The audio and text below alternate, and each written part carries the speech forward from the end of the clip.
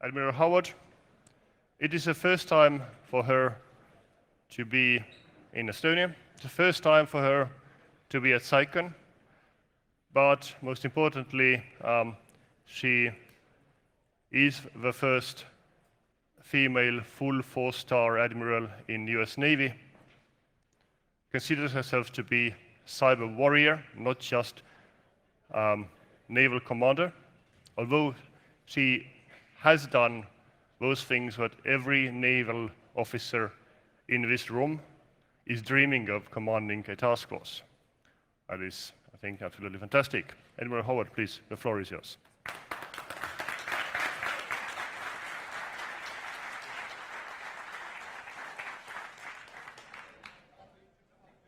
Well, thank you. And I know we have a number of distinguished guests, so I want to say thank you for attending today and giving me a few minutes to share my perspective. So, how did I fall into cyber domain and becoming a cyber warrior? Well, in 2012, I had the honor of becoming a 3-star, and I was assigned as the number 2 at Fleet Forces Command. And the fleet, that fleet is a fantastic place. It has every type of asset the U.S. Navy knows, from submarines to aircraft carriers, to explosive ordnance disposal technicians, to combat cameramen. It is literally 120,000 sailors. So it is a large organization with many moving parts, with the area that goes from the Arctic to the Caribbean to halfway across the Atlantic. Exercises and training and high-end warfare fighting. It became clear to me as the deputy commander that as active as we were in the sea domain, which for us was air and space and undersea, and moving sailors like combat engineers ashore, familiar with the land domain, we were not familiar with the cyber domain. So I put myself on this journey of really understanding the cyber domain and technology and what it means. And I'll be honest, in 2012, if you'd asked me about the cyber domain, I probably would have misspelled it with an S. That I was a novice to this. But through conversation and good warfighting dialogues, I came to some conclusions, and I used history as a metaphor and a way ahead of what I thought we needed to do, all of us as cyber warriors. And so I'd like to share with you my thoughts on leadership and technology change, because I think it's applicable to everyone, whether your uniform is a suit and tie or it looks something like this. First slide. So if you're going to talk about cyber, you got to go back a long time. You got to go back to other leaders and other spaces and time. That picture of the guy in the uniform, that is Midshipman Chester Nimitz. Now, Chester Nimitz in World War II for the United States and arguably for the world was one of the great warriors in the Pacific. And he managed air campaigns that had never been done or seen before up into World War II. But this is him years and years before that. This is him at Annapolis as a student. And the world was very different. And then also, from another time frame, not much past that, the guy with the tie, that's Jan Turnesen, who was a leader in Estonia. And you see that picture, that's Estonia's Independence Day. And so what Chester Nimitz and Jan Turnesen have in common is they were born in the 19th century. They grew up in the 1800s. So when Chester Nimitz was a young man on a ranch, Jan Turnesen was in university here in Estonia. But when you look at the beginning of the 1900s, when Chester Nimitz is a midshipman, Jan Turnesen is a newspaper publisher, they're both seeing huge technological change. There's this, and social change. Jan is living through a time where politically the world is changing. There's a Bolshevik resolution, Estonia has declared their independence. He's a newspaper publisher, and he's trying to convince people that you can change the world through engagement and dialogue instead of through armed conflict, through insurgency. Nimitz, 1905, it's only been a couple of years since the flight of the Kitty Hawk. And this whole idea of aircraft doing anything else but just the magic of being in the air is well beyond what he's ever going to believe in. The Navy consists of large ships, battleships, and that's one that was built in 1904. And so, although they had seen great technology change. Since the 1800s, since they'd been born into the world was still very different for them. So for one reason, those photos are in black and white, is because color photography hadn't been invented. We're talking about a time frame for Chester Nimitz where there were no things like a crossword puzzle because it hadn't been invented. There were no things like toasters because they hadn't been invented. There's no Model T car because it hadn't been invented. When Chester Nimitz was a midshipman, the zipper had not been invented. That meant he had to learn how to use a zipper when he was an adult. And if you've ever cut your hand, you got to realize that's not something that's easy to learn to use. So the world was big and changing. But what's magnificent is these are leaders who adapted to the change. Next slide. So from a military perspective, for Chester Nimitz, this leader, he grows up into a world from 1905 up to World War II where the ships are getting bigger and bigger and bigger. And for the navies of the world, we thought that's how we were going to fight. You'd have a lot of large ships. They would go out to sea and meet up with other large ships. You'd have long-reaching guns. Munitions would come out, and the fight would be on. So whoever had the biggest ships and the biggest guns would win. Oh, but then there was the flight of the Kitty Hawk. And by the beginning of World War I, aircraft were part of the military. Now, to start with, we were using aircraft as reconnaissance and surveillance. We'd send them up, and they would scout for where the enemy was. And even for my Navy, that's how we thought we would use aircraft. Our ships were big enough, we could flatten out the tops. Aircraft would fly out and look for other big ships. And they'd radio back, here's the enemy, and we would sail towards them. But then with the advent of World War I, this idea of an aircraft doing more than being a reconnaissance, a scout, came into being. There were visionaries like Billy Mitchell who said, you know, we not only can just see the enemy, we can attack the enemy. And this idea of dropping munitions out of aircraft, that came into being, aircraft fighting aircraft, and then the domain became part of the military battle space. And then that happened at sea as well. Now, someone like Billy Mitchell, at the end of World War I, he forcefully argued that the birth of a new domain had happened, and the old admirals and generals did not understand what was going on. And he was later court-martialed because he so forcefully and very negatively and publicly stated his views. But in the end, he was right. A whole new domain had happened. And so Chester Nimitz, who'd lived through World War I, by the 1920s, he's in the Naval War College, and he's studying the use of air power and how to implement it at sea. And so then by the time you get to World War II, and Chester Nimitz is in his 50s, he's now one of the deepest thinkers on the use of aircraft carriers and air power. And he and his fellow admirals, who are also born in the 1880s, because they'd embraced this technological change and thought about it and figured how to use it, they were able to dominate with aircraft carriers and air power at battles like Coral Sea and the Battle of Midway. That is a remarkable, remarkable example. Someone who grew up without the existence of zippers wins a fight with something that had just been invented when he was about 22 years old. Next slide. So what does it say for us and the cyber domain and how we think about things? Well, there is this warfighting piece and this whole dimensional piece that Nimitz and everybody else had to wrap their minds around. And I think what's happened is the cyber has not only a new domain, it's actually created a new dimensionality to war that's challenging us. So when you look at when Jan Turnison and Chester Nimitz first started their professional lives, and for most military people, the world was really sort of one-dimensional. You had land and you had armies, and life was as far as you could see or as far as your weapons could reach, but it was really in one plane. And then for those of us on the seas, it was the same sort of concept. As far as you could reach and far as you could see, but still within that one plane. Build. Well then for us, for the Navy, in World War I, there's the sinking of the Lusitania. And all of a sudden, we're in a two-dimensional war fight. We not only have to be worried about somebody who's in this plane I have to be worried about somebody who's beneath my feet. That changed the way we fought. It had to, because now you've got German U-boats you have to think about, as well as that battleship right in front of you. Build.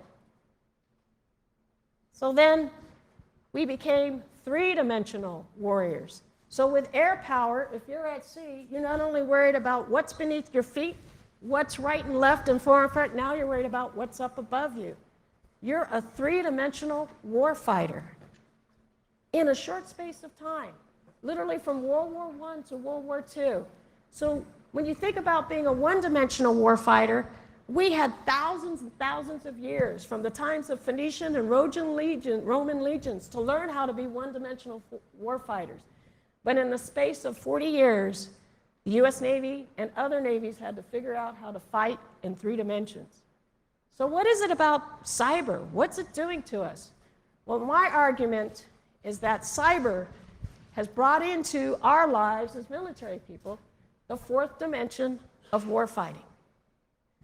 So let me take you on a journey and see if I can convince you. Now, some people say the 4th dimension, the key component is time. And I agree. In fact, there's some experts who said if we had named it correctly, we would have called it cyberspace time, not cyberspace. So let me ask a question. Has anybody in the audience ever read a children's book called A Wrinkle in Time? Yes. What was the book about? Ah! I read it. It had to do with time travel. Excellent answer. Please stand up. You always want to reward courage. Thank you. Time travel. It's this great book. And the theory is if you want to travel through time, you have to understand time itself. And so for those of us who are three-dimensional people, we think of time or travel in the dimensions we're in. We think the shortest way to get between point A to point B, from Naples to Estonia, is through a straight line, point A to point B. That's great. But if you're a time traveler, that's not the quickest way to travel. The quickest way to travel is to bring point A and point B together. You wrinkle time. You control time. Any physicist in the room, point A to point B together? Some people call it a tesseract. This is what the cyber domain's done. And all of us are time travelers, but we haven't absorbed it. Now, I will tell you, I did not come across this concept until I got my first computer, 1995. I'm buying my first computer, and some of you don't laugh, because let me remind you, the World Wide Web Consortium wasn't birthed till 1994. So I think I was pretty far ahead. So 1995, I get my first computer, it comes in a box, it gets to the house, I set it up, and gosh golly, it doesn't work. So I call the 1-800 number, and there's a gentleman from India who's going to help me fix my computer. And I'm in Kansas, United States. This was so long ago, he told me he was from India. So I'm sitting there in Kansas, and he's walking me through how to fix my computer. And then all of a sudden he says, I need to take control of your computer. And I'm thinking, this guy's in India. What the heck's he talking about? He goes, no, please, may I take control of your computer? And I said, yes. So I'm in Kansas, and all of a sudden the cursor on my computer starts to move.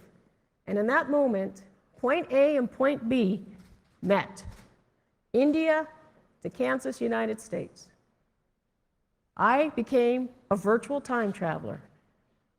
Physical activity from halfway around the world, and most amazing, at the speed of light.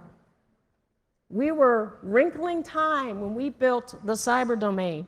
And although it consists of a lot of things in this dimension, fiber, hardware, computers, satellites up in space, we have now created the ability to have effects anywhere around the world at the speed of light. And so for a warfighter, that means we have to understand we not only have to fight in the 3 dimensions that we're used to, at the physical limits of what we've known. Simultaneously, we are going to have to be able to fight at the speed of light in this domain because it's everywhere. It's at sea, it's in the air. If any of you have ever used Wi-Fi on a plane, it's everywhere. Next slide. And then that's the hard part, isn't it? So when you look at the development of this domain, at the end of the parallel for air power, at the end of World War II going into the Korea War, that was what aircraft looked like. In 1982, I'm a midshipman, so I'm the 1982 version of the 1905 Chester Nimitz. And this was an F-14. It was the latest thing in air power, extremely powerful, probably 10 times more capable than what Chester Nimitz had. And aircraft carriers had grown exceedingly. In the computing world in the 1950s, that's what computers looked like. The which computer? Pieces of paper, tapes, fast computation. So then in 1982, when I graduated as a midshipman, that was the state of computing. That's a KComp 2. It's 29 pounds. It was $1,795, and I made $200 a month as a midshipman, so I didn't own one. And it could compute in possibly kilobytes per minute. And it was slick and fast. So for me, that was my zipper. Welcome to the new world. And the world kept changing. Next slide. So do we change with the world? In 1970, there's this book called Future Shock by Alvin Toffler. And his premise is that when technology changes so fast, we as human beings can't keep up. In 1970, he coins the phrase information overload. You have so much coming at you, technology change, information, that based on studies, you basically shut down. You can't absorb it anymore. It affects decision making. You come to a standstill. That's 1970, before the invention of the KComp 2, before the birth of the internet. He's talking about information overload. And it can happen to each of us as individuals. And I will tell you, I realized it was happening to me. So there's that computer that existed when I was a midshipman. Now, when I went off and graduated and went off on my first deployment, the state of banking looked like this. And for those of you who weren't around then, there were actual human beings that you talked to in an office building, and then this guy called the teller or gal called the teller. You gave them a piece of paper, and they gave you money, as long as you had money in your account. That's how we did banking. When I came back in 1986, the automated teller machine had taken over. And I couldn't believe it. Where was this person I needed to talk to? You're gonna have a little plastic card. There's no way I was gonna do that. I did not trust this machine. Well, it was business that drove it. Citicorp had started putting ATMs into New York City in the late 1970s. They were actually a dismal failure into a huge snowstorm in New York City, meant everything shut down. And the people who had gone to ATMs still could get money, and the people who used to bank the way I banked could not. And then all of a sudden, ATMs proliferated throughout the United States. It was more efficient, it was ubiquitous, it was just easier. But for those of us who hadn't grown up with them, it was shocking. And then for some of the folks at the other end of the calendar, at the far end of the room, you're just laughing at me because you're like, banking by ATM, Admiral? There's an app for that. What? Who even uses a plastic card? I just take a picture. I do my banking on my phone. Absolutely. Absolutely. But as a leader, if we don't embrace this in our daily lives, and then we don't embrace it in our official lives, we will lose the next opportunity. For a warfighter, that means we might lose the war. For somebody who's a civilian, it might mean you might lose your business opportunity. So part of the example of Nimitz and Turnerson was their ability to not only observe change, but to embrace change, and then think about it and figure out how to make it to their advantage. Next slide. So when you talk about the addition of the cyber as this domain and dimension, it's pretty important to me as a warfighter that once I realize it is a domain, then I have to think about it as a domain. And this life, my former three-dimensional life, I could think about the war fight and whether or not I could be successful in the undersea, in the surface, in air and space. But now I have to think about the cyber and whether or not I can be successful in this domain simultaneously. But then when you think about it in that dimensional thought, you've got to consider, well, what if at some point, as a military person, I can only fight in one domain? What if it's so contested in that domain? How do I fight? And can I leverage the use of these domains? Next slide.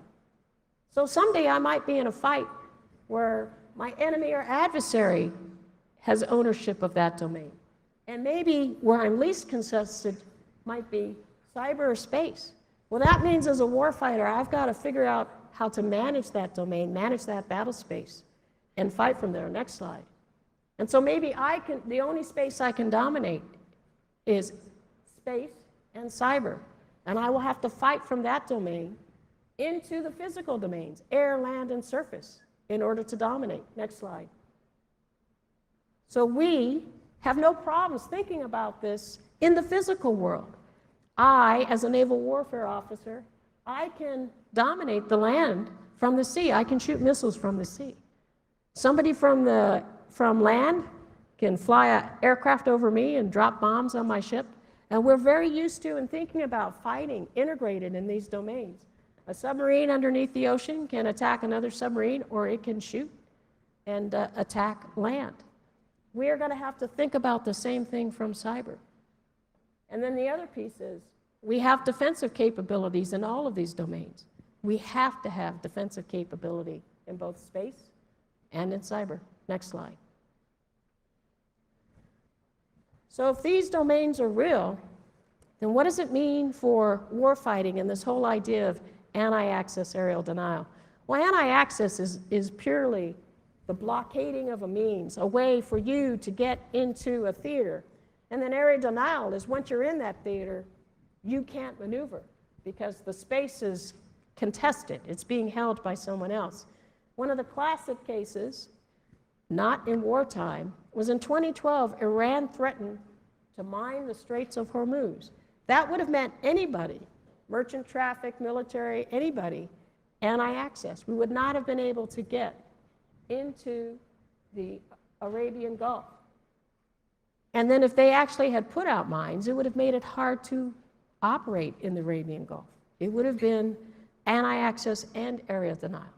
And so in response, the nations of the world got together and they started to do demonstrations, mine warfare demonstrations, so that at its peak, we're talking there were 41 different navies doing demonstrations to say, no, this is important, this is international waters, and we are here to help keep it free.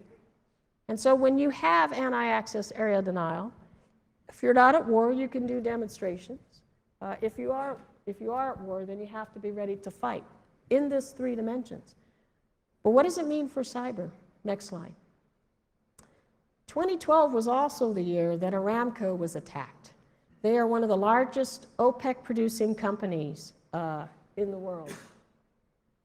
In one day, 30,000 computers were taken down. They were still able to produce and manage and move oil, probably due to the persistence and talent of all of their employees.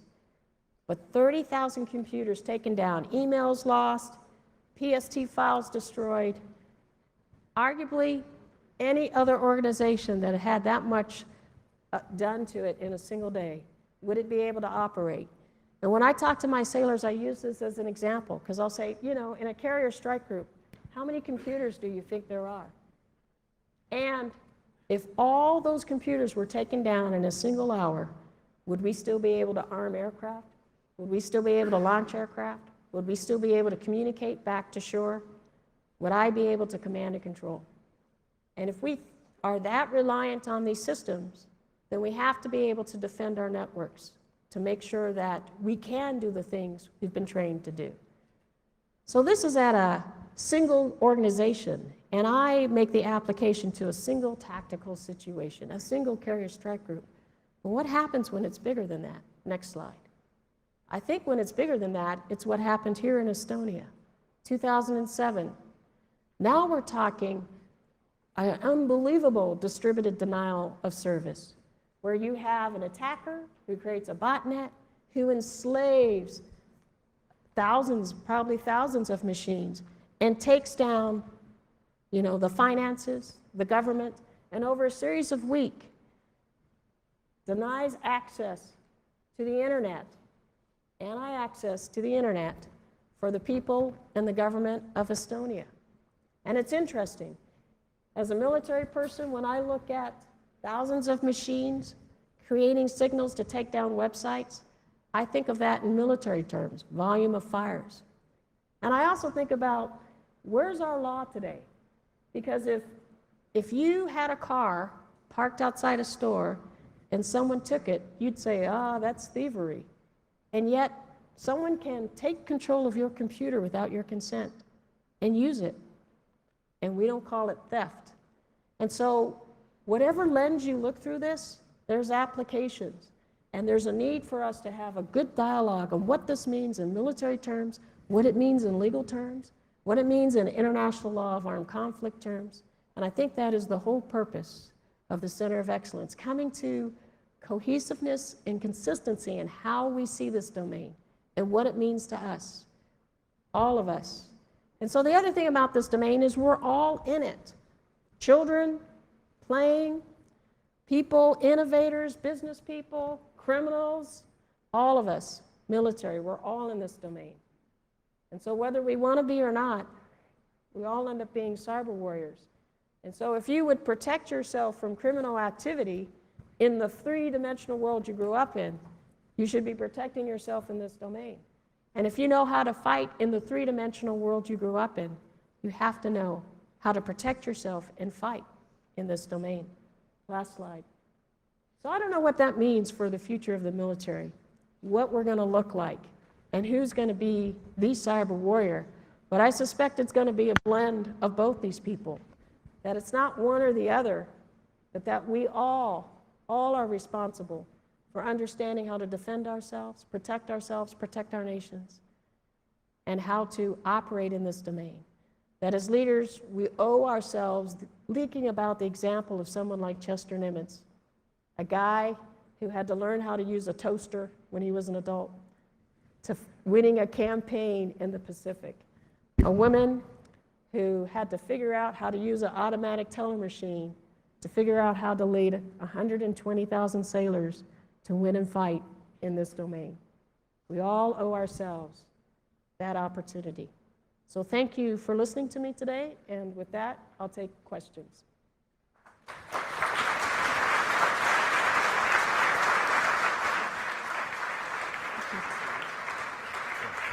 I can hold it for a second. So questions for our Admiral. We have about 4 minutes, 2 questions. I would abuse my position and actually ask the first one, Admiral. Yes. What is in your work, career experience, and when you are trying to prepare us all for the future, what is the biggest challenge? Is it in the people's minds? Is it a legacy thinking, legacy system?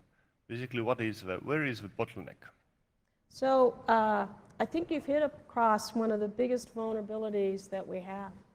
It's the people, our individual people, whether they work for us in a business or they work for me on a ship, and their understanding of what their activities mean. And what I found is I have to create illustrations for my sailors so they understand that what they're doing can have a warfighting impact. So here's one of the stories I use. Has anybody in here ever seen a submarine movie?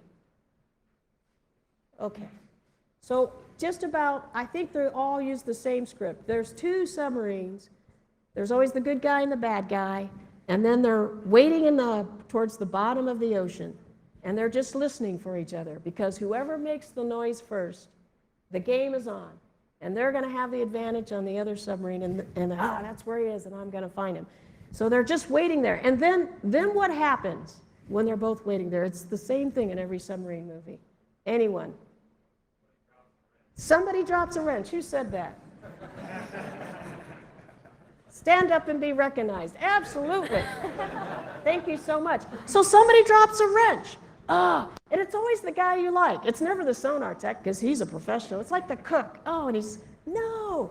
And so everybody on both submarines are at battle stations just trying to go after each other.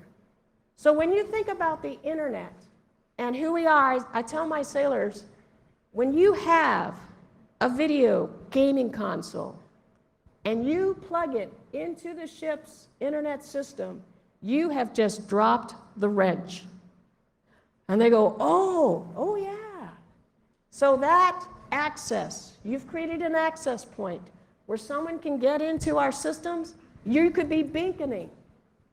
We have got to come up with more and more metaphors for people who trust this domain because they grew up in it or grew up in the physical domain to help them understand what the warfighting effect is or what the business effect is. That's where we owe our good thinking. And then once we tell them what it means, they already know what to do.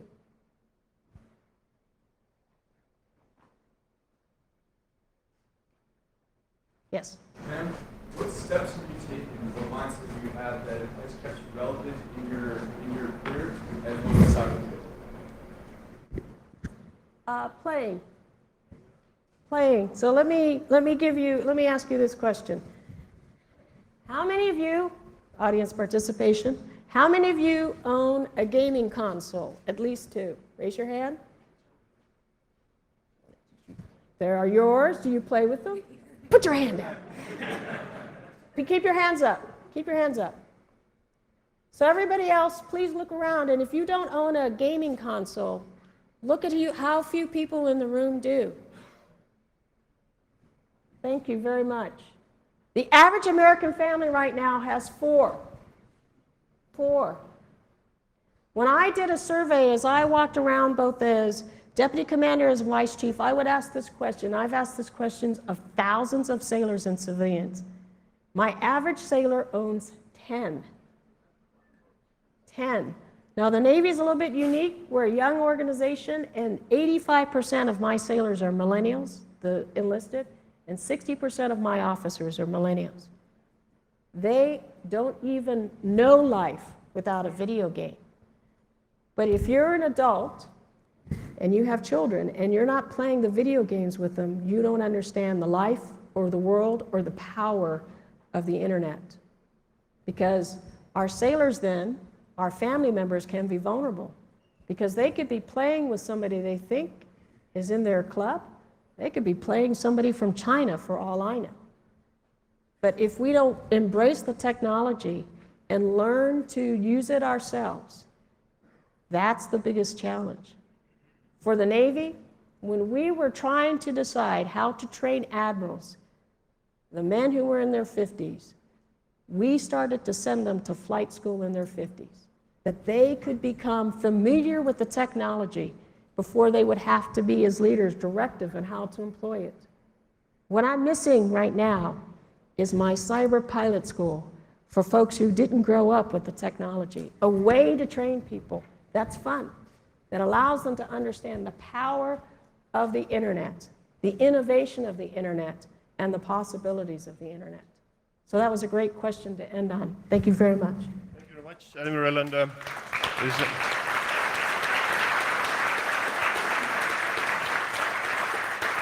And something for you to enjoy with your next video game, some chocolates. Thank you very much. Thank you. Thank you very much.